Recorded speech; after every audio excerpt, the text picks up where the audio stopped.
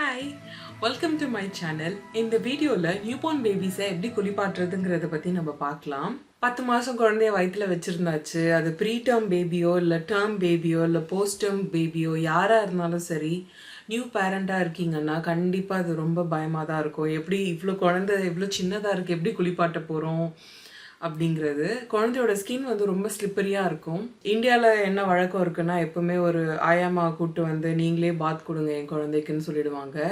அதெல்லாம் ரொம்ப outdated version. இப்போ நியூபார்னுக்கு எப்படி குளிப்பாட்டுறதுங்கிறது எல்லா பேரண்ட்ஸ் ப்ளஸ் ஃபேமிலி மெம்பர்ஸ் யாரெல்லாம் குழந்தைய கேர் பண்ணுறாங்களோ அவங்களாம் தெரிஞ்சுக்கிறது ரொம்ப நல்லதுன்னு நான் நினைக்கிறேன். அந்த ஆயாமாவே வந்து குழந்தைங்களை குளிப்பாட்டினாலும் சரி, இந்த வீடியோ பாருங்கள். இந்த வீடியோவில் எந்த அளவுக்கு சேஃபாக பண்ணுறோமோ அந்த அளவுக்கு நீங்களும் சேஃபாக பண்ணிங்கன்னா அம்மாங்களுக்கோ இல்லை அப்பாங்களுக்கோ கொஞ்சம் சப்போர்ட்டாக இருக்கும். ஆயாமா வச்சு குளிப்பாட்டினாலும் சரி, பேரண்ட்ஸ் நீங்களாவே குளிப்பாட்டினாலும் சரி, சேஃபாக ரொம்ப கேர்ஃபுல்லாக குழந்தை எப்படி குளிப்பாட்டுறதுங்கிறத பற்றி நம்ம இந்த வீடியோவில் பார்க்கலாம். ப்ரெக்னன்சியை 3 ட்ரைமஸ்டர்ஸாக பிரிச்சுப்பாங்க. First trimester, second trimester, third trimester. ஒவ்வொரு 3 மாதம் முடிஞ்சு 10 மாதத்தில் குழந்தை வெளில வந்துடும். குழந்தை வெளில வந்ததுக்கப்புறமும் குழந்தைய நம்ம வயிற்றுக்குள்ளே எந்த அளவுக்கு சேஃபாக இருந்தாங்களோ அந்த அளவுக்கு நம்ம வெளியில் வந்தோம் சேஃபாக பார்த்துக்கணும். குழந்தையோட பாடி டெம்பரேச்சர் மெயின்டைன் பண்ணுறது ரொம்ப அவசியம். அவங்களோட ஸ்கின்ல நம்ம எதுவும் டேமேஜ் பண்ணி எந்த வித ஸ்கின் டேமேஜும் க்ரியேட் பண்ணி அதில் இன்ஃபெக்ஷன் பண்ணக்கூடாது. அதே மாதிரி அவங்களுடைய ப்ரைவேட் பார்ட் க்ளீன் பண்ணுறச்சும் கேர்ஃபுல்லாக இருந்துக்கோங்க. நாப்பி ரிலேட்டட் ரேஷ் வந்தாலும் அதை நல்லா ட்ரை பண்ணிவிட்டு குளிப்பாட்டிட்டு ட்ரை பண்ணிவிட்டு அதுக்கப்புறம் நாப்பி க்ரீம் அப்ளை பண்ணிவிட்டு நாப்பி போடுங்க. இந்த மாதிரி சேஃப் டெக்னிக் நம்ம யூஸ் பண்ணாலே போதும், குழந்தைய சேஃபாக குளிப்பாட்டிட முடியும். 4th ட்ரைமஸ்டர், குழந்தை வயிற்றுலேருந்து வெளில வந்த முதல் 3 மாதம் ரொம்ப ரொம்ப important. Artificial creams, soaps, shampoos, moisturisers, oils எதுவும் நீங்கள் இதுக்காக வாங்கி யூஸ் பண்ணணுன்ற நீட் எதுவுமே இல்லை. கொஞ்சம் பிரெஸ்ட் மில்க் இருந்தால் அதை எடுத்து வச்சுக்கோங்க. ப்ளஸ் வாட்டர் இருக்கா, மோர் தென் எனஃப். உங்கள் குழந்தைக்கு அதுவே போதும், அதை வச்சு நீங்கள் அழகாக குளிப்பாட்டிடலாம். எந்த artificial creams, oil, soaps, shampoos எதுவும் நீங்கள் யூஸ் பண்ணணுன்ற அவசியம் எதுவுமே இல்லை. வார்ம் வாட்டர் இருந்தால் போதும். டவல்ஸ் இல்லைன்னா முஸ்லிம் கிளாத், அப்படி இல்லைன்னா காட்டன் டவல்ஸ் வச்சுருந்தா கூட போதும். பேபி நாப்பீஸ் எடுத்துக்கோங்க. அவங்களுக்கு ஒரு செட்டு ட்ரெஸ் எடுத்து வச்சுக்கோங்க. அதுக்கப்புறம் மாய்ஸ்சரைசர்ஸ், அது இமோலியன் க்ரீமாக இருக்கலாம், இல்லைனா வந்துட்டு கோகோனட் ஆயிலாக இருக்கலாம்.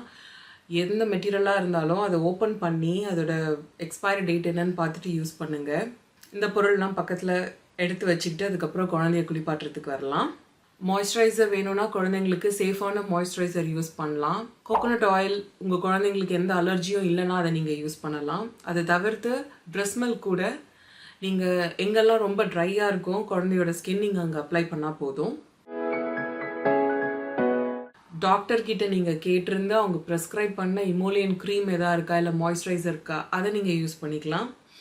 அது சேஃபாக இருக்கான்னு பார்க்கணும். அதோட வேலிடிட்டி நீங்கள் செக் பண்ணிக்கோங்க. கோகோனட் ஆயில் யூஸ் பண்ணுறீங்கன்னா அதை கேர்ஃபுல்லாக எடுத்து வச்சுக்கோங்க. அதோடைய வேலிடிட்டி டேட் பாருங்கள். எக்ஸ்பயர்ட் ப்ராடக்ட்ஸ் எதுவும் குழந்தைங்க ஸ்கின்ல போட வேணாம். இந்த பொருள்லாம் இருக்கான்னு பார்த்துக்கோங்க. இப்போ இதெல்லாம் ரெடி பண்ணி வச்சாச்சு. அதுக்கப்புறம் குழந்தைய எப்படி குளிப்பாட்டுறதுங்கிறது சின்ன வீடியோவில் நம்ம பார்த்துட்டு வந்துடலாம். இந்த மாதிரி ஃபஸ்ட்டு ஒரு டப்பா எடுத்துக்கோங்க. பிறந்த குழந்தைக்கு முதல் நாள்லேருந்து 3 months வரைக்கும் என்ன கேட்டால் அந்த டப்பாவே போதும். இது ரொம்ப சேஃபும் கூட, ரொம்ப டெப்த் இல்லை. இதில் ஃபஸ்ட்டு வெதுப்பாக தண்ணியை ஃபில் பண்ணிக்கோங்க. குழந்தைய அப்படி ஒரு முஸ்லிம் கிளாத்தில் ரேப் பண்ணிவிட்டு இந்த தண்ணியில் அப்படி கொண்டு வந்து வைக்க போகிறோம். உங்களுடைய இந்த 2 ஃபிங்கர்ஸ் வச்சு குழந்தையோட ஒரு நெக்குக்கு சப்போர்ட் கொடுத்துக்கோங்க. இந்த கையை வச்சு குழந்தையோட பேக்குக்கு சப்போர்ட் கொடுத்துக்கோங்க. தண்ணி எடுத்து ஃபஸ்ட்டு இப்படி தலையில் கொஞ்சமாக விட்டுட்டு உங்களுடைய ஃபிங்கர் டிப்பை வச்சு நல்லா பிளட் கிளாட்டோ இல்லை ஏதாவது இருந்துச்சுன்னா லைட்டாக அப்படி பண்ணி விட்டாலே போதும். இந்த தலையில் வந்து 2 ஃபாண்டனல்ஸ் இருக்கும். ஸோ குழந்தையோட தலையை நெகத்தை வச்சு நம்ம கீறுறது தவிர்க்கலாம். ஃபிங்கர் டிப் மட்டும் வச்சு நல்லா வாஷ் கொடுத்தாலே போதும்.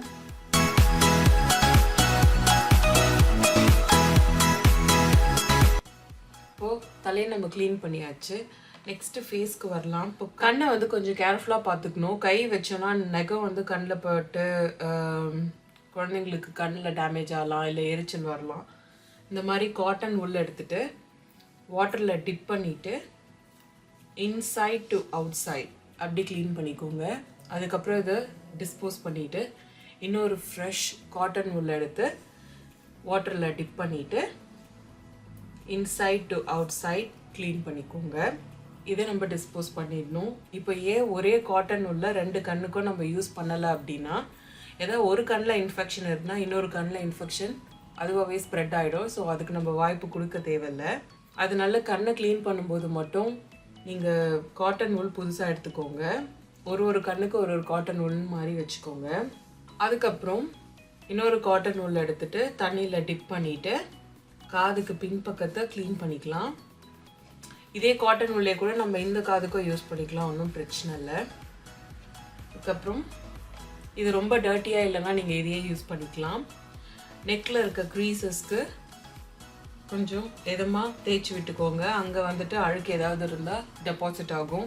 குழந்தைங்க பால் குடிக்கிறதுனால எப்படியுமே நெக் ஏரியா தான் ஈஸியாக டர்ட்டி ஆகிடும். அங்கேயே வந்துட்டு நீங்கள் அந்த க்ரீஸை கேர்ஃபுல்லாக தேய்ச்சி விட்டுடலாம். அதுக்கப்புறம் அண்டர் ஆர்மில் இருக்கிற க்ரீஸ் வாட்டரில் நல்லா டிப் பண்ணி அந்த க்ரீஸஸையும் கேர்ஃபுல்லாக க்ளீன் பண்ணுங்கள். அப்புறம் பெல்லி பட்டன் கிட்ட வரும்போது நீங்கள் கேர்ஃபுல்லாக இருக்கணும். அந்த ஏரியாவை நீங்கள் டிஸ்டர்ப் பண்ணுற மாதிரி எதுவுமே பண்ணக்கூடாது. ஏன்னா கிளாம்ப் போட்டிருப்பாங்க. அதுவாகவே ட்ரை ஆகி அதுவாகவே கீழே விழற வரைக்கும் வெயிட் பண்ணுங்கள். அங்கே நீங்கள் ஜஸ்ட் வாட்டர் மட்டும் எடுத்து போட்டால் போதும். கையோ இல்லை காட்டன் நூலோ வச்சு எதுவுமே நீங்கள் டிஸ்டர்ப் பண்ண தேவையில்லை. அதுக்கப்புறம் ப்ரைவேட் பார்ட் க்ளீன் பண்ணும்பொழுது முஸ்லின் கிளாத்தை எடுத்துகிட்டு இன்னொரு ஃப்ரெஷ்ஷான காட்டன் நூல் எடுத்துக்கோங்க. இங்கே இருக்கிற க்ரீசஸ் எல்லாம் பார்த்து க்ளீன் பண்ணிவிட்டு அதை நம்ம டிஸ்போஸ் பண்ணிடலாம். இப்போ ப்ரைவேட் பார்ட் நம்ம க்ளீன் பண்ணும்பொழுது ஃப்ரண்ட் டு பேக் இப்படி தான் க்ளீன் பண்ணணும். ஏன்னா யூரின் போகிற இடம் ஃபஸ்ட் இங்கே இருக்கும். அங்கே நம்ம எந்த இன்ஃபெக்ஷனும் வராமல் பார்த்துக்கணும். அதனால் ஃபஸ்ட் அந்த ஏரியாவை க்ளீன் பண்ணிடணும். அதுக்கப்புறம் பேக்கில் மோஷன் போகிற இடத்த அப்புறமா நம்ம க்ளீன் பண்ணணும். இங்கே வச்சுட்டு இங்கே வச்சோன்னா குழந்தைங்களுக்கு ஈஸியாக யூரின் இன்ஃபெக்ஷன் வந்துடும். அதனால் ஃபஸ்ட்டு எப்போவுமே ஃப்ரண்ட் டு பேக் தான் நீங்கள் க்ளீன் பண்ணணும். அது நல்லா ஞாபகம் வச்சுக்கோங்க. வாட்டர் போட்டு நல்லா வாஷ் கொடுத்தாச்சு. கேர்ஃபுல்லாக இப்படி குழந்தைய திருப்பிட்டு தலையோட பின்பக்கம், முதுகு, கை, கால் இதெல்லாம் நல்லா தேய்ச்சி விட்டுக்கோங்க. இப்போ குழந்தை குளித்த உடனே இமீடியட்டாக ஃப்ரெஷ் முஸ்லின் கிளாத் எடுத்து ரேப் பண்ணிவிடுங்க. ஏன்னா அவங்க பாடி டெம்பரேச்சரை நம்ம மெயின்டைன் பண்ணணும். இந்த மாதிரி அழகாக ஃப்ரெஷ் முஸ்லின் கிளாத் வச்சு பேக் பண்ணாலே போதும். அங்கங்கே ஒத்தி எடுங்க. தேவைப்பட்டால் இன்னொரு முஸ்லின் கிளாத் கூட நம்ம எடுத்துக்கலாம். முஸ்லின் கிளாத் இல்லைன்னா நீங்கள் காட்டன் டவல் கூட யூஸ் பண்ணிக்கலாம். இப்போது பாப்பா ஃப்ரெஷ் ஆகிட்டாங்க, க்ளீன் ஆகிட்டாங்க. That's good. இதுக்கப்புறமே நீங்கள் உங்கள் டாக்டர் ப்ரிஸ்கிரைப் பண்ண இமோலியன் க்ரீம் இருந்ததுன்னா அதை நீங்கள் அப்ளை பண்ணலாம். அது வந்து மாய்ஸ்சரைசர் நாங்கள் சொல்லுவோம். மாய்ஸ்சரைசர் நீங்கள் அப்ளை பண்ணிக்கலாம். அப்படி இல்லைன்னா உங்கள் குழந்தைக்கு எந்த அலர்ஜியும் இல்லை அப்படின்னா நீங்கள் கோகோனட் ஆயில் அப்ளை பண்ணலாம். நியூபார்ன் ஸ்டேஜில் என்ன கேட்டால் பெஸ்ட் மெடிசன் எதுன்னு பார்த்தோன்னா பிரெஸ்ட் மில்க் தான். அம்மாவுக்கு எக்ஸஸ் பிரெஸ்ட் மில்க் சப்ளை வந்துச்சுன்னா கொஞ்சம் பிரெஸ்ட் மில்க் எடுத்துகிட்டு குழந்தையோட ஸ்கின் எங்கெல்லாம் ட்ரையாக இருக்கோ அங்கெல்லாம் கொஞ்சம் கொஞ்சம் அப்ளை பண்ணி விட்டுருங்க. ஸ்கின் டேமேஜ் ஆகிறதுலேருந்து நம்ம அதை கொஞ்சம் அவாய்ட் பண்ண முடியும். பிரெஸ்ட் மில்க்லேயே ஆன்டிபயோட்டிக் ப்ராப்பர்ட்டிஸ் எல்லாமே இருக்குதுன்னு வச்சுக்கோங்களேன். ஸோ நியூபார்னுக்கு அதுதான் பெஸ்ட். வேறு எந்த க்ரீம், சோப், மாய்ஸ்சரைசர்ஸ், ஷாம்பூஸ் எதுவும் நீங்கள் வாங்கணும்னு அவசியம் இல்லை. டே 1லேருந்து 3 month வரைக்கும் breast milk and water, plain water இதுதான் ரொம்ப பெஸ்ட் குழந்தையோட ஸ்கின்க்கு. இப்போ குழந்தைய குளிப்பாட்டியாச்சு. இப்போ குழந்தைக்கு அழகாக ட்ரெஸ் பண்ணியாச்சு, சாக்ஸ் போட்டாச்சு. ஹெட் கேப் நிறைய பேரண்ட்ஸ் போடுறீங்க. வீட்டுக்குள்ளே எந்த குழந்தைங்களுக்கும் ஹெட் கேப் போடவே கூடாது. அவங்க எப்போவுமே வெளில போகும்போது மட்டும்தான் நம்ம ஹெட் கேப் போடணும்.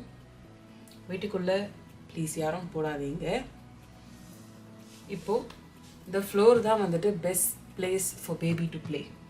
அதனால் எப்போவுமே குளிப்பாட்டின உடனே ஃபீட் பண்ணிவிட்டு குழந்தைய தரையில் விட்டுருங்க விளையாடுறதுக்கு.